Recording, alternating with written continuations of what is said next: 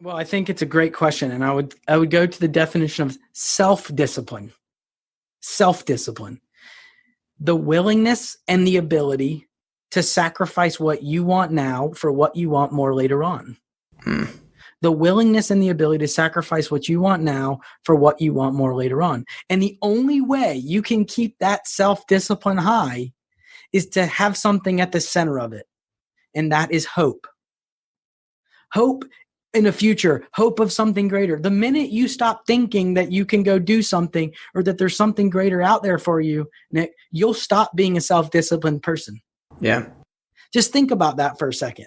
Because if you have some vision for where you're trying to go and what you think you're can accomplish, and that's out there, you're going to have hope and you'll keep making self-disciplined choices. Yeah. If you don't have hope, you won't, because we're going to default to what's easier, what's comfortable. Have you ever heard the phrase becoming the best version of yourself? Yeah, me too. But what does that even mean, and how do we become that person? I'm here to help you navigate through those questions and come up with actionable steps in order for you to live your best life. We've got to discover what we want. We've got to figure out a plan on how to get there, and then we have to go. We can't just sit and wait any longer. Life won't wait on us. So come join me on this constant journey to become the best version of yourself and to find your best you. I'll see you on the other side. All right, what's up, everybody? Welcome back to Nick Carrier's Best You podcast. I am super fired up today to have John Eades with me, the new author of Building the Best, 8 Proven Leadership Principles to Elevate Others to Success. So, John, I really appreciate you having me here today. I'm excited to be here, Nick. Yeah, well, awesome. Good deal. As I said, guys, he actually just released his book yesterday, finally. You guys will be listening to a little bit later down the road, but yesterday was November 5th, and just released it. He's been working on it for about 5 years now, if I understand correctly. So I'm sure you're super excited, but like you said, the work has kind of just begun. So excited to get the word out there about it. So John is the CEO of LearnLoft, which is a leadership development company that exists to turn professionals into leaders and to create healthier places to work. And like I said, he is the author of the newly released book, Building the Best, 8 Proven Leadership Principles to Elevate Others to Success. You're also the host of your podcast called Follow My Lead podcast. And you were named a top voice in leadership and management by LinkedIn. So super excited to get into all things leadership and get into some of those principles in your book. But the way I want to start today is I kind of want to get a little bit into your background. And, we talked about beforehand that you graduated from University of Maryland back in 2006, where you played golf. And then kind of for about 3 years afterwards, you were an entrepreneur / professional golfer. So I kind of want to start talking about that time and kind of like, what were you doing? What were you trying to create? And where did you see your life going at that point in time? It was, anytime you make a sport your main focus in life, like golf was for me, it was everything to me in many ways. And to get to the highest level of any profession, particularly athletics, you have to be pretty dedicated to it. And so I went on a golf scholarship to the University of Maryland, had some success there, turned professional right after school, really with that dream and that aspiration to play on the PGA Tour and be on TV every single week and win majors and all those kinds of things. And I quickly realized that I just trying to be so perfect. If you've ever watched golf on television, Nick, you see the best swings, the people playing the best, you see them, you don't see the guys that are struggling. And so when I would have a bad round or anything that would go bad, you would see this perfection on TV. Yeah. And I thought, well, I've got to be perfect if I'm going to make it. And what ended up happening was I tried to be perfect. I lost kind of my own identity and who I was as a golfer in trying to get perfect, and things went south and the game just stopped being fun. And so I met a woman and decided it was time to hang up the sticks. And that's exactly what I did. And it was a tough decision, 2.5 years playing professionally all over the world. But at the end of the day, it's a game that you get to play for the rest of your life, and it teaches incredible lessons. Yeah. And so I'm super thankful for the game and what it taught me and how I'm even able to give back through it today. So it's been a phenomenal gift in my life. Yeah. So was that kind of the trigger point for you, like meeting somebody, or what was the point where you're like, okay, I'm going to hang it up now, or I'm going to put up the sticks? What was that trigger point for you to decide that you were going to move on from it? That's a really good question. I think anytime anyone wants to give up a goal, there has to be some things in place. Uh, I'm a big believer in perseverance and working through it and having the courage to stick it out and be committed to something. There are some times when giving up on a goal is acceptable. And we believe there's two reasons for that. The first is that the cost gets too high. So whether that be the financial costs or whether it be the cost with relationships or with other people, there just gets to a point where the cost gets too high. And that's number one. And then the second part is when achieving that goal no longer satisfies you or it's not important to you as it once was. And both of those things happened to me. The cost got too high, both the financial implications as well as the relationships that I had. And then the second part was I stopped having fun at it. I mean, the game is supposed to be fun. It was a job, but it should still be fun. And I lost my passion for it. And when those two things happen, it's a good time to move forward towards another or different goal. And that's exactly what I decided to do. Yeah. So when you made the decision to start moving on, did you kind of have an idea of where you wanted to go from there? Oh, I had no clue. No, I had no clue. But it's in some ways, it's the beauty of life is that once you start doing other things, your purpose and your mission in life gets revealed to you. And that's exactly what happened with me. I tell people all the time, I never thought in a million years that I would love something as much as golf. That's how much I love the game. Yeah. And that aspiration to be on TV or to play in majors and all those kinds of things, it was literally felt like who I was. It's not who I am, and it never was, but it felt like that. But I love what I do right now 10 times more than I ever did playing golf. And it was revealed to me through action, through doing things, through trying things, through some tough times too. I mean, I tell people all the time, my first job after golf was at a sales performance improvement company. I was selling large scale sales training solutions, and I hated it. I mean, I hated it. Yeah. It was tough every single day, and I didn't have the expertise. I didn't have the skills that were required to excel in it. Now, through sticking with that for a year, I got better at it. And that revealed to me the power of education, particularly professional education. And so that's what got my motor running about, man, I've never took my education very seriously, but when you see really good professional education, it does phenomenal things in our lives. And so to your point, did I know immediately? No, but I was willing to try something new that I wasn't good at. And through that revealed what my purpose is today.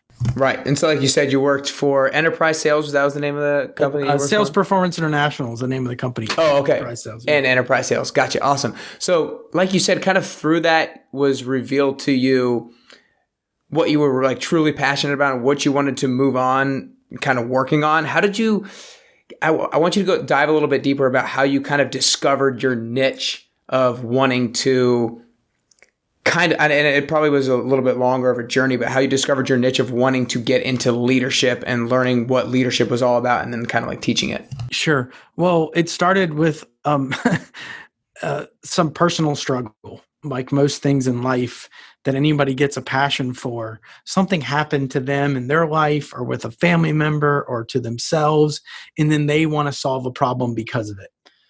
I really wanted to be an entrepreneur and start my own business. And I saw an opportunity to do that through my other company to run a division of the business.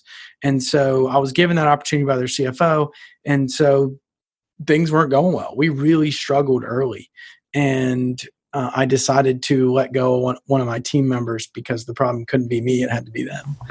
And so I let her go at the end of a meeting, Nick, and she looked me right in the eyes. She said, "John, I didn't know where we were going. I didn't know what we were doing, and I didn't know how it was helping us get there." And if you've ever had to let somebody go, it's one of the hardest things to do, and it's really can be painful. And she left my office that night, and I promise you, I've never cried like that in an office building before. Because when you realize that you fail someone from a leadership perspective, it's a tough thing to swallow. Because I thought I had some, leadership DNA, if you will. And so through that experience, I said, I don't know why that just happened, but I'm going to do everything in my power to not let that happen to other people. And that's really what created our mission and our purpose behind leadership. Obviously, at the time, I didn't know how to lead any better. I would have done it. And so I thought, well, we got to go figure out, I have to learn what the best leaders do so I can implement it. And then in theory, go teach others how to do it better myself. And so that's exactly what we've been doing the last 5 years.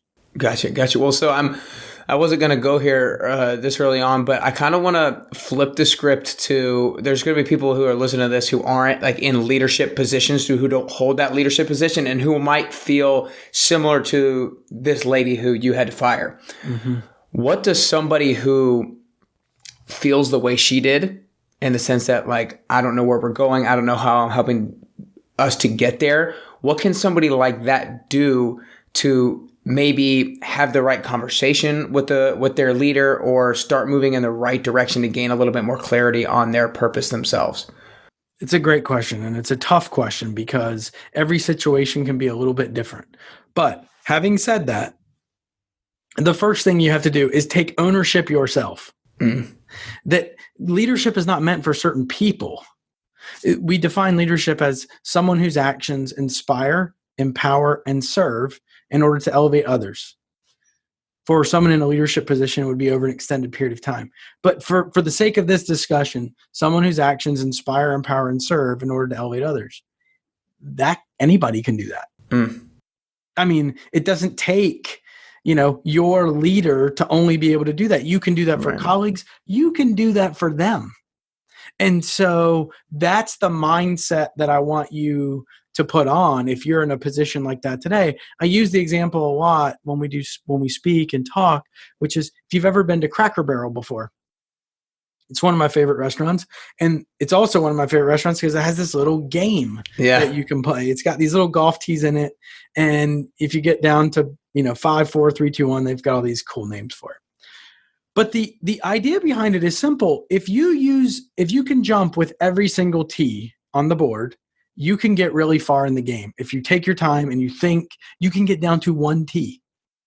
If you only jump with one tee at the very top of the board, you can only make one jump. And I tell you that because what we need today in organization isn't one leader at the top that's making all the decisions. We need an army of leaders at every single level that are out there to inspire, empower, and serve in order to elevate others. Because when you get a whole group to do that, Nick, what will happen in your organization is phenomenal. And so I was with a CEO of Coca-Cola Bottling last week, and he said something I'll never forget. He said, John, everybody wants to what's your growth strategy? What's your growth strategy? And I get it. Everybody wants to grow. But he goes, companies don't grow, people grow. And our company's not going to grow until our people grow. And our goal, our growth strategy is to get 17,000 servant leaders. Wow. Because if we have 17,000 servant leaders, the company is going to be growing. Yeah. And I think there's a really powerful image there for anybody that's not in a position of leadership or that is struggling with their boss, is to say, what can you do right where your feet are to lead today? Because you can do something, I promise. Yeah. Yeah, I love that. So during this earlier on point in your career, was there any one particular decision that you made that was one of the most important decisions that you made, but you didn't really realize the importance of it at the time, but you realized it a little bit later on? I started a podcast. That is the dead honest truth. Okay. I early on, before podcasting had kind of gotten big, I was listening to Tim Ferriss. He's been around a long time now, but at the time he had the #1 podcast. Everybody didn't have a podcast at that point.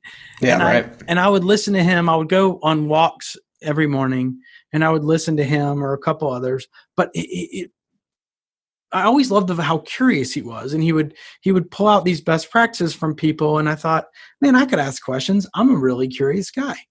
And so when I went through that struggle with my colleague that I didn't know how to lead accurately, I thought, what better way to get the answers from people that are doing it well?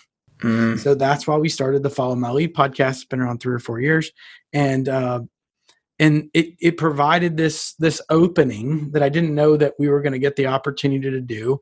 But what started as the 10 people that I was closest to that I thought were great leaders, it led to some interviews with, CEOs of SAP like Bill McDermott, Movement Mortgage CEO Casey Crawford, Villanova head coach, national championship head coach Jay Wright. So all these things started to kind of over time build on each other.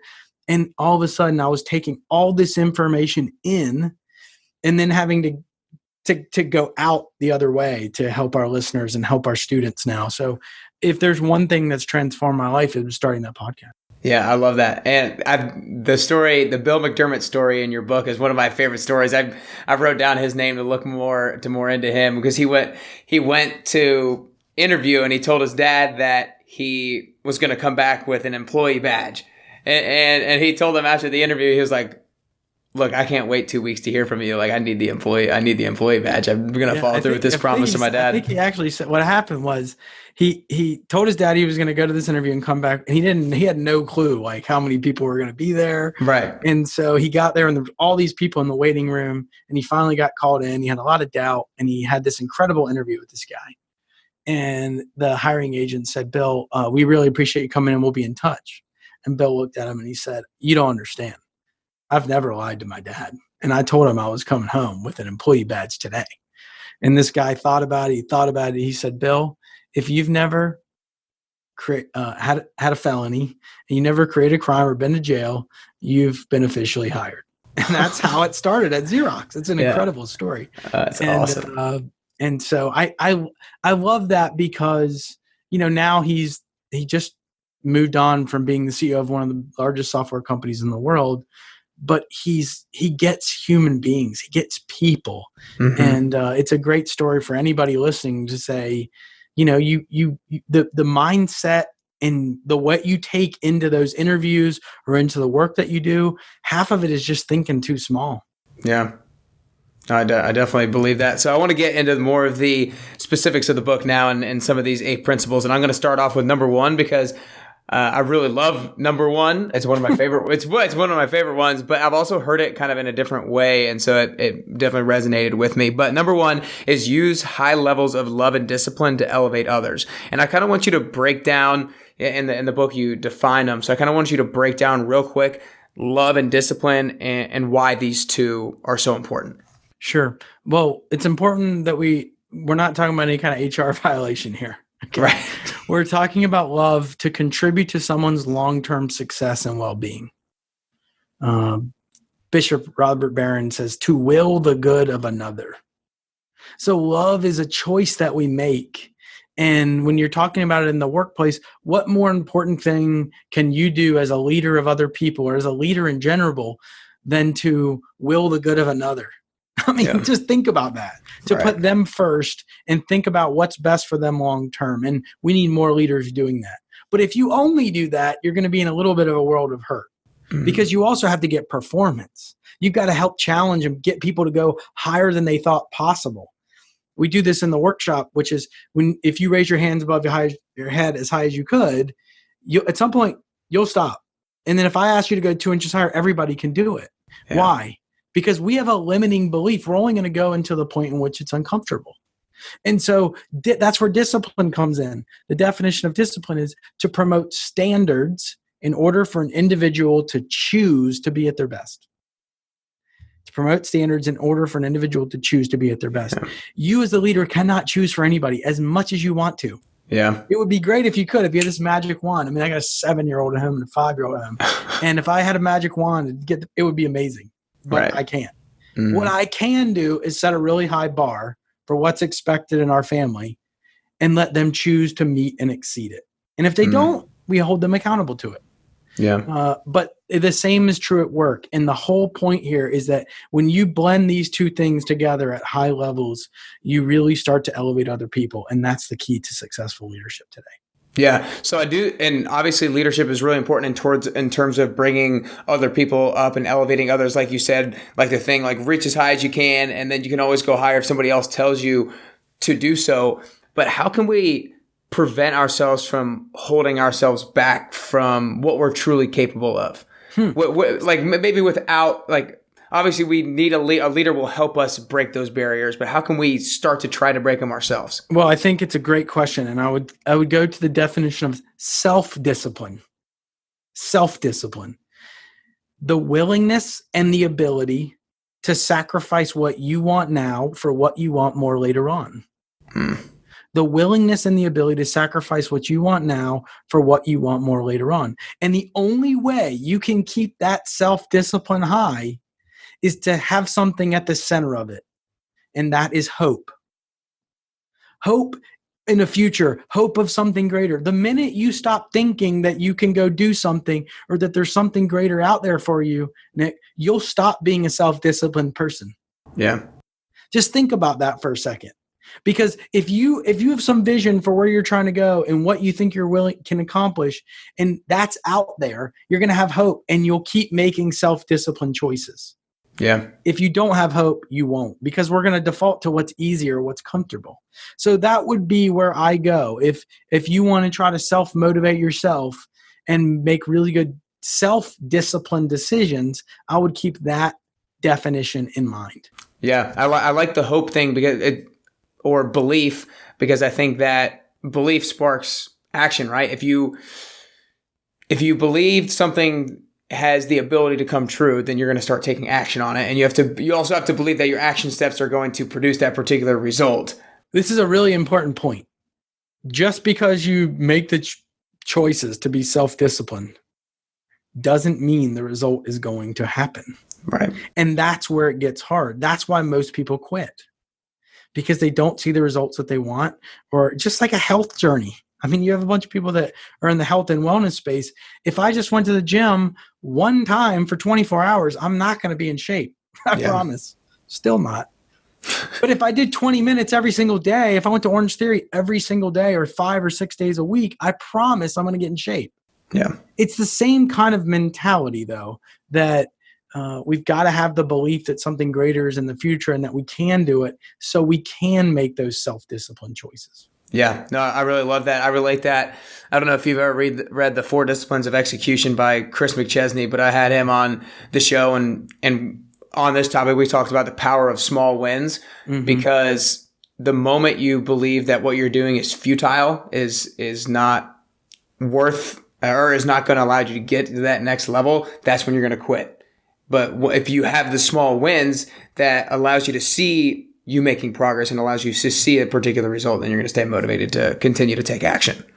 It's a great point. Yeah, definitely. Principle number 2, without strong relationships, you can't lead. So I'm not directly going to bring something from the book. I'm going to bring something from your podcast that I heard. And because I think that this kind of applies to it in a little bit of an indirect way, but I listened to a couple of your podcasts on confidence and self-confidence, and also trying to transfer confidence into others. And one of the ways to do that is to transfer belief into others. And I want you to talk about how we can act on transferring belief into others. One, it's really important, because a lot of people don't wake up with this confidence, that inner belief in themselves. Because confidence is not, it's not ego. When you see someone out there boastful, and there's a good chance they're trying to fill the gap that's something that's missing inside. And so knowing what confidence is a good start. It's that internal belief in oneself, and only they can choose. Only they can have it. But you can do things as a leader to help give them that confidence, to help provide that confidence. Again, you can't choose for them, but you can do things to support them. And I think at the core of leadership is relationships, and that's why the principle exists. Because if you don't have good relationships, you're in a world of hurt in leading other people. And transferring belief, giving people confidence is a great way to strengthen that relationship with them. Because once they know that this person's on my team and they're out here to help me get better and help me improve and to see me grow and to see me thrive, why wouldn't you go to the ends of the earth for them? Right. And so that's where that transfer of belief becomes so critical. And I think to a story of Dabo Swinney, and I love this because They played at Louisville earlier this year in a football game, and they blew them out. Wasn't even close. But one of their star freshmen hit a player in the face mask, and he got a 15-yard penalty. And Dabo didn't like it. And so what did Dabo do to this player? He made him ride a bus home from Louisville to Clemson, and the rest of the team flew. Okay? Now, listen, this is real. This happened like a couple months ago. Yeah. Act of pure discipline, someone that didn't meet the standards to be a part of that team, and he held him accountable for that decision. But this is where the power of transferring belief to that young man came in. When he was asked about it to the media, did he tear that kid down? No. He said, I have never seen a better kid on this football team than him. And I know he's going to be a special player. And this is just a lesson he has to learn. Now imagine being on the other side of that coin. You had to ride a bus home for 8 hours by yourself. Yeah. And then you hear your coach tell the media that he believes in you. You run through a wall for that guy. Yeah. And that's exactly what Dabo understands here about relationships. Yeah. Well, and that kind of touches on a little bit of the first principle too, right? The love and the discipline. Love exactly in terms of the media and the discipline riding back on a bus. That sounds absolutely brutal. All right. Learn a lesson, I guarantee you. Yeah, seriously. Probably never did that again. Principle number 3 is culture starts with you, but your people prove it. So a lot of people listening, like I said, don't hold those leadership positions. And I kind of touched on the topic a little bit earlier, but if someone feels like, and I'll just take it a little bit different way, if someone feels like they don't believe in the vision or the mission of their company, mm-hmm. or maybe it's not even like that big of the idea of the company, or just like a decision that a leader makes, and they truly like don't agree with it for whatever reason, like deep down, how can somebody maybe address that in a respectful way to somebody above them? Well, culture is the shared values and beliefs that guide thinking and behavior. So when you start thinking about things that you disagree with, maybe in an organization, the ones that I would think are really important are values-oriented things, something that is a fundamental truth that you believe to be true. That is worth potentially working somewhere else for. Mm-hmm. If it's vision, if it's a business strategy that you don't agree with, you make your case for why you think there's a better way. But at the end of the day, the ship is bigger than the people in it. Yeah. And so the organization always has to be the most important thing. So sometimes you might not agree with the decision or a vision or where we're headed, but you're a team player and you're getting on that bus and you're going to row as fast as you possibly can. Mm-hmm. Those are things that you make your case and you go your way.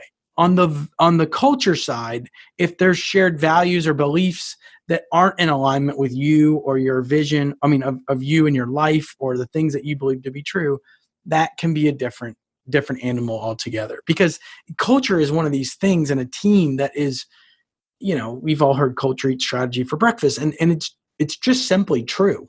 Yeah. Like, you look at almost every, Georgia, you name it.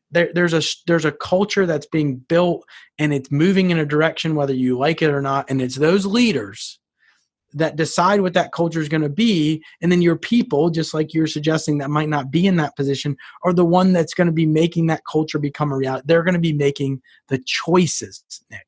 Yeah. And so that's where this contradiction might come in that you're suggesting is, if you can't make the choices that are in alignment with where this culture is, it might not be the place for you. And that's okay. Yeah. That's okay. There's other places that are. I'll give you a really tangible example. There's organizations that are faith-based. Well, if you don't believe in God or Christianity, might not be the best place for you. Right. And then you could have the completely other side of the coin. You could have an organization that is, on the leading edge of whatever, diversity and inclusion. That's not bad. I'm just saying it's like, right. You might really struggle with some of the things that they put in the marketplace. Those are conflicting things that you might make a choice as a man or a woman that's not part of my belief system. That's okay. That's okay. That's why there's lots of organizations and companies to work for. Yeah, no, I really think that's a really important thing to think about if somebody does disagree with somebody above them for a certain decision.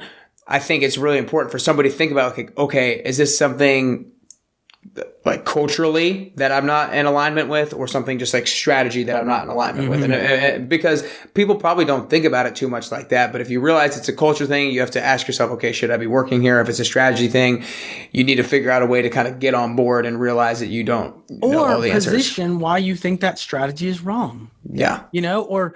Bring up facts and figures and data to support why this might be a better way to go down the path. Or can I try to go down this path and see where it takes us? I think people would be amazed is instead of blaming and complaining and, their leaders or their company, to say, what can you do about it? And that's where I think you're going to stand out as a up and coming leader in your organization. If you say, I'm going to go test and try this, and then I'll take the results and I'll show them what we've done, and they'll probably get behind it.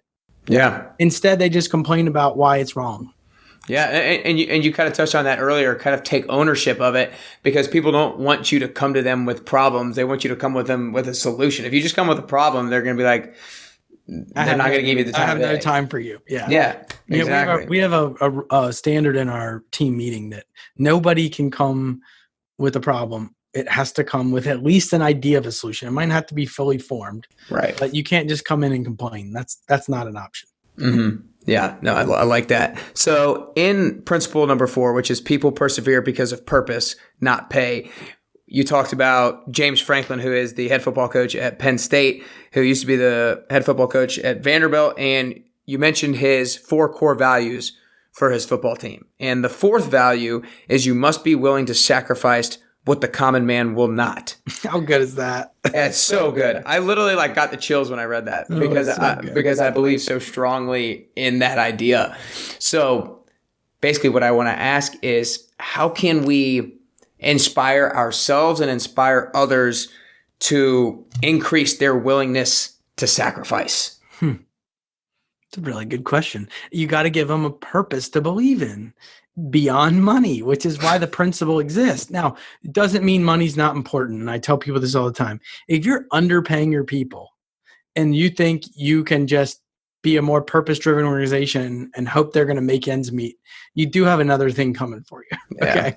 So there's I think the latest statistics are somewhere between 70 and 90 grand most people need to get to a point where, beyond that is gravy, train with biscuit wheels, if you will. So once there's a point of pay, not a big gap between your competitor or something, that's where purpose becomes so important. I mean, if you look at a company like Chick-fil-A, they don't pay their people any more than KFC. Mm-hmm. But why do people run to work at Chick-fil-A? Because there's a deeper purpose behind their work than KFC. The same goes here with James Franklin, or the principle there, which is if you want people to sacrifice more than the common man, you got to give them a reason to do that. Yeah. If the only reason in this case of college football is to win a football game, guess what? Every coach in college football can say that. But what James Franklin understands is that he's out to develop the man, not just for the season of life, but for his entire life. And people get bought into that. And the story of James Franklin is great because what he does with these 4 core values is he doesn't just give out an MVP of the game on Saturday. Right. He gives out an award in front of the entire team for the player who best lives out these 4 core values. Now, you want to start to see more people get on board and get on the bus. Yeah, seriously. You start giving out an award for the player that's best living out these values in their community, or who's sacrificing more than the common man, who's coming in early and staying late, who's doing these things exceptionally well above and beyond. And what's going to happen to the other players in that room, Nick? They're going to say, I want that award. Yeah. And they're going to start sacrificing more than the common man. And it's got this snowball effect, which is exactly what, they're doing at Penn State. Yeah, I think that's really cool that he rewards people for that. I actually, just to touch on just real quick, because you brought up the Chick-fil-A example, you bring up them a number of times in the book. And I actually was doing a podcast interview yesterday with a CEO and founder of a company. And I mentioned the story that you said on one of your podcasts about how you went to Chick-fil-A and the gift card was expired or whatever, and how the lady at the cash register just decided, she was like, Yeah, I'll give it to you for free, or the cash for, or the it's valid. It's valid in my book. So I think that was really cool. But principle number 5 is goals aren't achieved without principles put into action. And something that I do every single day is I have a whiteboard that I write down basically my to-do list for lack of better terms. I don't like the word to-do list, but the things I do, and something that I try to do, I'm not as consistent with this, but I've seen the benefits of it in the past,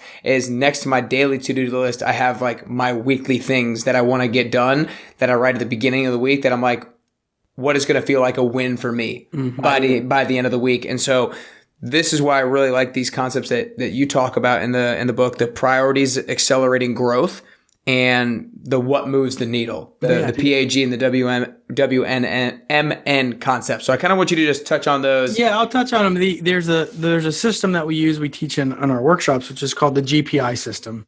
And what it stands for is goals at the top and a triangle, priorities in the middle, and initiatives on the bottom.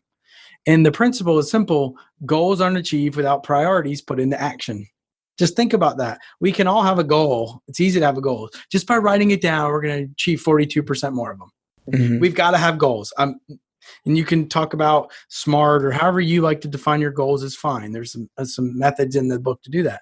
But where goals really start to get achieved are when we define what are we going to focus on in order to make that goal happen. And that's what we consider to be a priority or a PAG, priorities accelerating growth. So if you just have this goal, like let's just use the example of a best-selling book, then what are the things that I need to focus on or my entire team needs to focus on in order to make that goal become a reality? Does it guarantee? No. We're much more likely for it to happen if we have those priorities defined. Those would be the big things. We can use an exercise example. I want to lose 20 pounds in 2020, by the end of the year. Clear goal plus a completion date. Great. What do I need to focus on as a health professional in order to make that become a reality? Tell me. Fitness and nutrition. Fitness, nutrition. I would add 2 more. I need accountability. I need someone to help me throughout the whole year. Yeah. So maybe I need to get some people around me. I need to have some accountability system. And then I need to help with my motivation. I don't get up jacked up to work out. You do, I don't. So those 4 things, maybe, every single day, the daily initiatives, or what you said, what moves the needle is what we call it. Those should be in alignment with those 4 priorities. Mm. If I'm doing things outside of those priorities, is it helping me get closer to my health goal? No, it's not. If I'm going to the bar on Saturday night, Friday night, Thursday night, and I'm eating bad till 2 a.m, I promise I'm not working in alignment with that goal. And so that's where this system becomes so powerful, is when you get a goal, define those big priorities that you can focus on, and then make sure each day you get 1, 2, or 3 things done before your day runs you in alignment with those priorities. It is a system that works. I don't know how else to say it. There's an entrepreneur in Charlotte, phenomenal man. He's the one that taught me this. Every day he gets a note card, looks just like this, and every single day he comes in and he was just doing all this stuff every single day, and it didn't feel like anything was getting accomplished. So each day he would write down his 2, 3, 4, 5 most important things, and he called it his what moves the needle. Mm-hmm.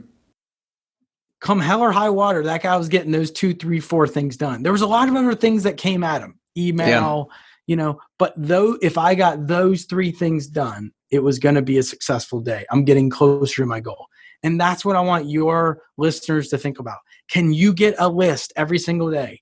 Not just a to-do list with all these management-oriented stuff or these things that you just have to do because you're alive, but that are going to help you get closer to your goal. And that will change your life.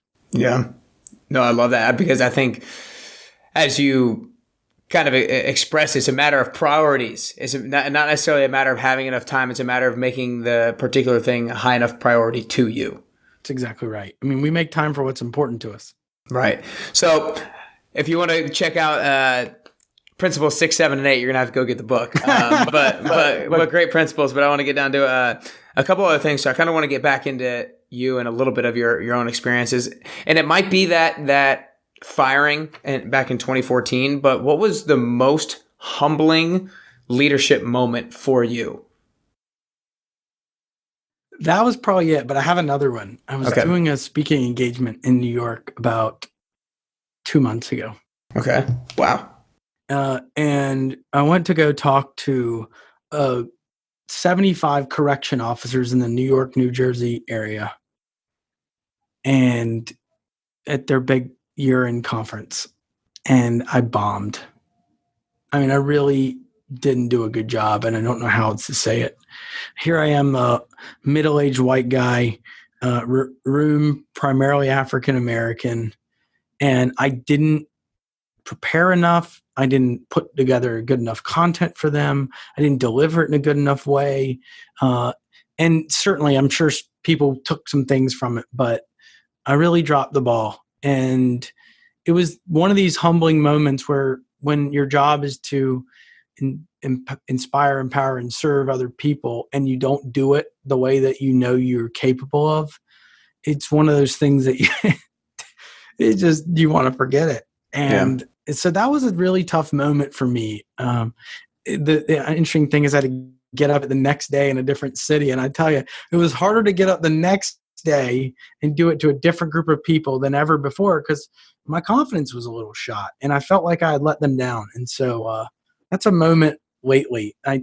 You've probably heard in the podcast, you read it in the book. Failure is not final. Failure is feedback. And there's some of these things that happen in your life, Nick, that if you don't live them out, you say them, you know they're true. But when that crucible moment is upon you, are you going to live them out yourself? Yeah. And that's where life, I think, is so beautiful. We talk all the time about courage, being scared and deciding to do it anyways. And then yesterday we have this book release and I am filled with doubt. I'm filled with almost the scarcity mindset. And can I choose in that moment to be courageous? That's where the rubber meets the road. And so and it's a long answer to your question, but I think that's somewhat of the beauty of life. Can you believe in these things and can you make the choices in those tough moments, in those crucible moments to live them out correctly? And that's what I try to do. Yeah. Well, so what was maybe, if like you said, failure is feedback, what was maybe the number one piece of feedback that you took from that experience in order to not let that happen the next day? That's a good question. We've gone over that day a lot to make sure it doesn't happen again. Right. Everything from content to delivery to the expectations up front. So we looked at all three. We didn't just let it slide by. And I think that anytime that these things happen, you try to learn from it. You put things in place so you can learn. My team helps me with that. And then you get back up and you go do it again. I mean, it's like a football game. You lose, you got to go play next week. So the same is true in each of your listeners' lives. I mean, no one says you have to be perfect. Right. You're not going to be. If you think you're going to be perfect, just like we started this podcast, I was trying to be perfect when it came to golf, and it ended up being my demise. You're not going to be perfect. What you can do is learn from the mistakes that you make and get better. Yeah. And that's what I would recommend all of your listeners try to do. Yeah. Only a couple more questions here because we're running low on time. But that's funny that you said that thing because I actually just posted something like that on Instagram today. You're never going to be perfect, but you just have to be the kind of person who is willing to attempt to get as close as you can and do everything you can. So a lot of people will get the book. They'll read it. A lot of people listen to your podcast and they believe in the things that you're saying. They believe in the processes that they will work, but a lot of people still aren't going to take action. Why? What holds people back from taking action? There's a guy named Dr. Miles Monroe, and he said there's a difference in knowledge, comprehension, and application. Knowledge is at the foundational level. In today's world that we live in, Nick, knowledge is everywhere. A lot of times it's free, like we're doing right now. The information's out there if you want it. Mm-hmm. That's the beautiful part of today's world. But just because you might consume it doesn't mean you understand it, which would be level 2, which is comprehension. Can you get someone to help you comprehend it? So then you can get to level 3, which is some level of wisdom or application. So I think most people don't get to some level of wisdom or application for 2 reasons. One is they don't have someone to help them get there. They think they can do it all on their own. And number 2, they simply give up before they get there. It's just too hard. Just think of a health goal. Everybody kind of knows what to do, but why do most people not do it? They don't have someone to help them get there. And 2, they give up. That burger just looks too good. Yeah. It tastes too good. And so those are the big things, is knowing that you're trying to get to some level of application, and it's not going to happen overnight. Yeah. And that's hard for a lot of people to deal with because of the instant gratification world we live in. Yeah. So that's where having that perseverance, sticking with it, knowing that this is really important stuff, and you're going to be committed to making it happen. Because, I say this on stages all the time, there's a big difference in interested and committed. And if you're just interested, you're going to give up way too early. And you're never going to get to some level of application if you're committed to it.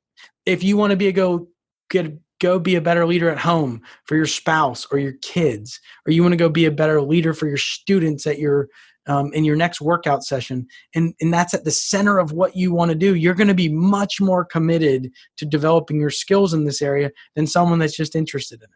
Yeah. And that's the question I would ask your audience. Are you interested or are you committed? Because there is a big difference. Yeah.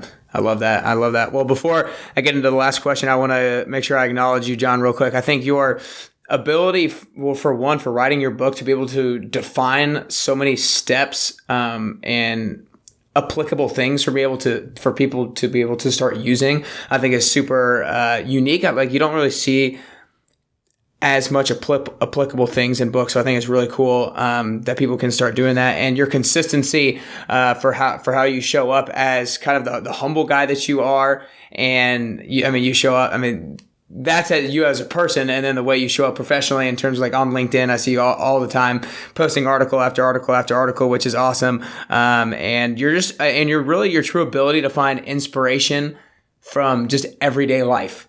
And great leadership examples out of everyday life, because there's so many of those in your podcast and in your book that I just love to listen to, and are a lot more relatable than just reading inspirational material. But I want to make sure people can support. Thank you. That means a lot to me. I really appreciate that.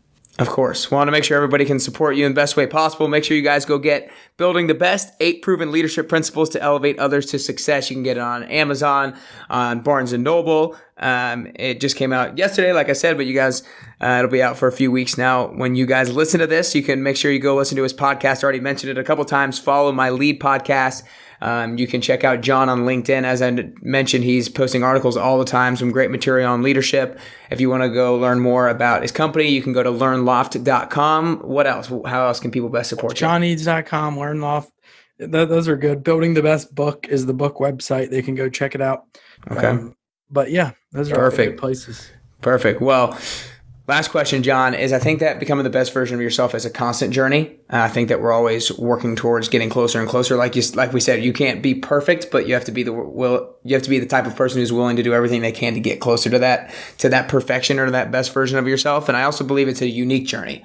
I think the way that I'm going to get to the best version of myself is going to be a little bit different than the way that you get to the best version of yourself. So what I want to ask for you personally is if there are 3 things that you could currently do or currently work on to get closer to that best version of John Eades that you could possibly be. What are those 3 things that you could do or work on?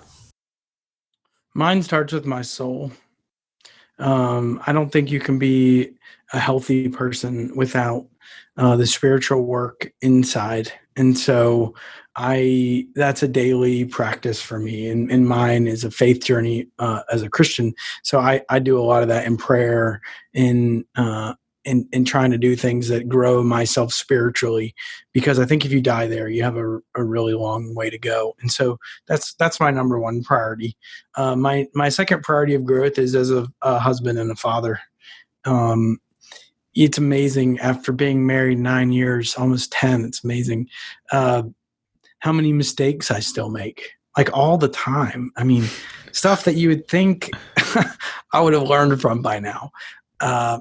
So I'm constantly working on, and you get so many opportunities as a husband and a father to learn from different situations and different experiences and to grow and get better. And so that's always a place I'm trying to develop in. And then the third area is simply um, my ability to mentor and help other people. You know, I'm a big believer that you should always have someone older than you that's kind of speaking in your life. You should have peers that you're able to work through. But where most people stop is then pouring into younger people that are on similar journeys or on similar paths. And so that's an area I'm really trying to grow in and invest time and energy into to help people not make the same mistakes I made. And help them grow and learn and develop. And so that's a big area of my life where I'm looking to grow, is to try to help younger people kind of see what's really important here. Yeah. Because what's not important is, what other people think of you or how many followers you have on Instagram or LinkedIn or whatever. That's not important. What's important is who you're becoming and the character and the values that you have inside that you can live out every single day. And I wish I had someone to help me through that when I was making a lot of the dumb decisions I was making younger. So those would be the three big areas that I'm working on right now. I love it. I love it. Well, three great things. I really appreciate your time, John. Thanks so much and good luck with the book. You got it, man.